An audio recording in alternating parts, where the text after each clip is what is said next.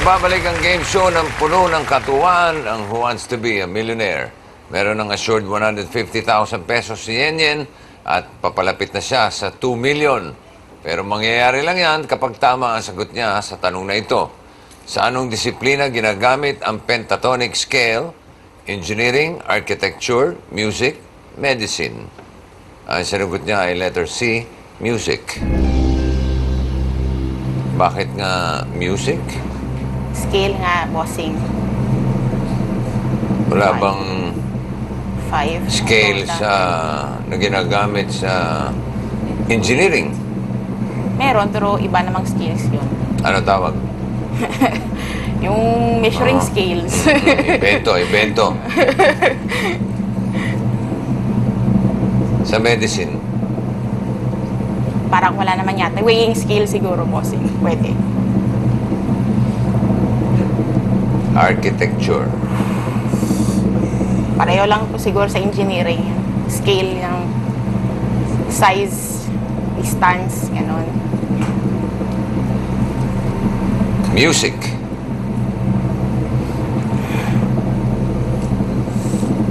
Your answer is correct.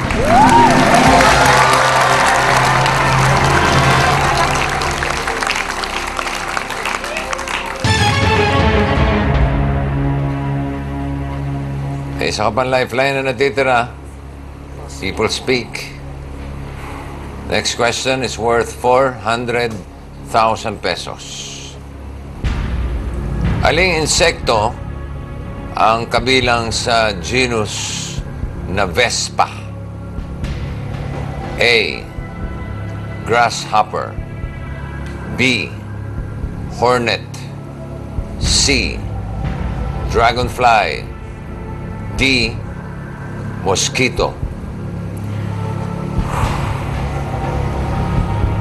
Vespa, parang goddess of agriculture to.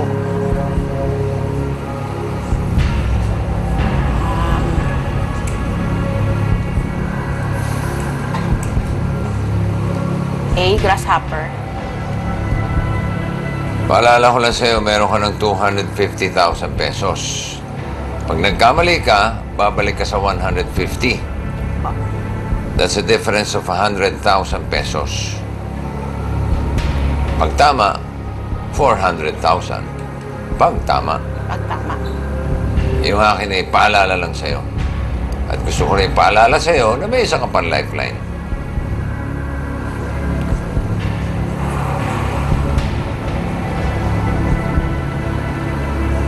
Vespa kasi parang farming eh. So, Parang farming ko eh. Parang goddess or something. Hindi ko lang alam. Pero sige, gagamitin ko na lang yung people speak, bossing. okay. Mabuti na yung... Kaya nga natin yung mga lifeline eh, para tumulong. Okay, people, audience, tulungan natin si Yen. Ito yung tanong, aling insekto ang kabilang sa genus na Vespa? A. Grasshopper. B. Hornet. C. Dragonfly. D. Mosquito. Okay, yung mga nakakaalam na sagot, magsitayo. Diyan sa mga nakatayo, Yen, pipili ka ng tatlo. Si Mike. Mike, dalawa pa. Si Juday.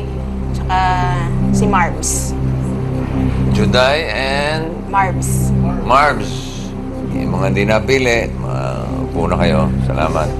Ulayin na natin si Mike. Hi, Mike. Hello po. Aling insekto ang kabilang sa genus na Vespa? Alam mo ba?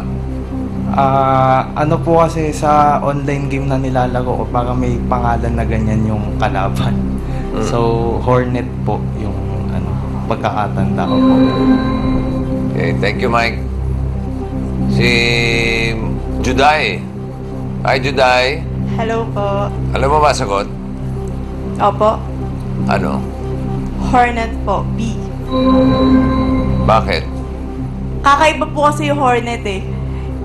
Yung mga, parang magkakasama na po kasi yung mosquito, tsaka dragonfly, tsaka po yung grasshopper. So I think hornet. Dalawa na sila. Tingnan natin, alamin natin ang sagot ni Marbs. Hi, Marbs. Hello po, bossing. Alam mo sagot? Letter B din po, bossing. Hornet. Parang Hornet po. ano alam mo ba talaga yan o Kasi- ginaya mo lang yung iba? Hindi po, familiar po sa akin yung grasshopper, dragonfly, tsaka mosquito. Parang isang grupo lang siya, tapos sagot ko po hornet kasi naiiba po siya. Ang tanong ngayon, sasang-ayon ka ba sa kanila? Eh, mukhang alam naman nila yung sinasabi nila, kaya okay, sasangayon na lang ako. Letter B, Hornet. Talaga lang, ha? So your answer is, Letter B, Hornet. is that your final answer? Final answer, bossing. Nakatulong kaya ang audience sa desisyon ni Yen Yen? Alamin ang resulta ng sagot sa ilang minuto. Dito lang sa Who Wants to Be a Millionaire.